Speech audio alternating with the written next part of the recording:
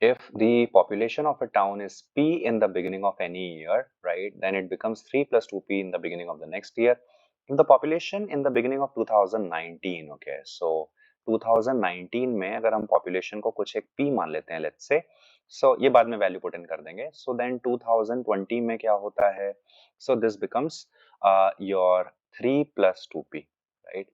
2021 में क्या होता है, so then again 3 plus 2 times of, right, जो भी हमारी प्रीवियस वैल्यू है जो कि क्या है 3 plus 2p, राइट. सो अगर इसको सॉल्व करते हैं तो ये बनता है 6 and 3 9 प्लस का 4p, ओके, राइट. सो 2022 में क्या होगा, सो 2022 की अगर बात करें, so this will be again 3 plus 2 times of just previous year वाली value which is 9 plus 4p.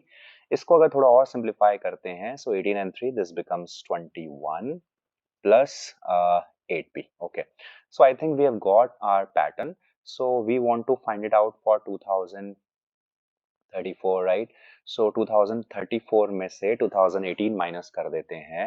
So how many years we are having? So we are having 16 years, right? So यहाँ से यहाँ तक हमारे पास में 16 years है. Okay, now we have to find out the value of the population in the beginning of 2034, right? So 2034 की अगर बात करते हैं तो जो p का कोएफिशिएंट होगा वो हम निकाल सकते हैं. सो फर्स्ट टर्म में इट्स 1, सेकंड टर्म में इट इज 2, थर्ड टर्म में it is 2 to the power 2, fourth term में it is 2 to the power 3, so 16th term में it will be 2 to the power 15, right. So this will be 2 to the power 15 into p. And जो ये constant वाला part है इसमें भी हमें एक पैटर्न दिखाई देता है. अगर आप ध्यान से ऑब्जर्व करेंगे तो यहाँ है 3, जिसको हम लिख सकते हैं 3 into 2 to the power 0, ऐसा लिख सकते हैं.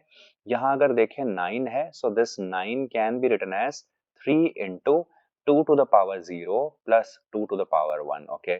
यहाँ है 21 which can be written as 3 into 2 to the power 0 plus 2 to the power 1 plus 2 to the power 2, okay. So अगर again ध्यान से देखें तो this is, ये हमारी एक टर्म है, ये हमारी दूसरी टर्म है, राइट. सो दो टर्म्स में 2 प्रेजेंट नहीं है, राइट. सो थर्ड टर्म से हमारा 2 की पावर 1 तक जा रहा है. सो अगर ध्यान से देखेंगे, सो यहाँ पे ये बनता है 2 to the power 0, 2 to the power 1 कहाँ तक चला जाएगा, सो 16 minus 2 14, राइट. तो एक ये हटा दिया और एक ये हटा दिया, सो ये चला जाएगा 2 to the power 14 तक, राइट. आई होप आपको यहाँ तक की चीज बहुत ही अच्छे से समझ में आ गई. Now what we have to do is we have to simply solve it. तो ये एक जीपी हमारी बन जाती है और अगर इसको सॉल्व करते हैं, so a will be 1, right. So a into r to the power n, तो r हमारा हो जाता है 2, इसकी पावर n, तो नंबर ऑफ टर्म्स कितनी होंगी, so this is nothing but 15. So this minus 1 upon r minus 1, तो उसकी value again you will have 1 only, 2 minus 1 will be 1, right. And this is your 2 to the power 15 into p.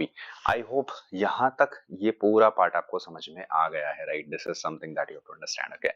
Now what we have to do is we have to थोड़ा और इसको simplify करते हैं. So 3 से multiply करवाते हैं, so this becomes 3 into 2 to the power 15, then again plus 2 to the power 15 into p and then minus का 3 अलग कर देते हैं. Now अगर 2 to the power 15 इसमें से कॉमन निकालते हैं, so this becomes 3 plus p.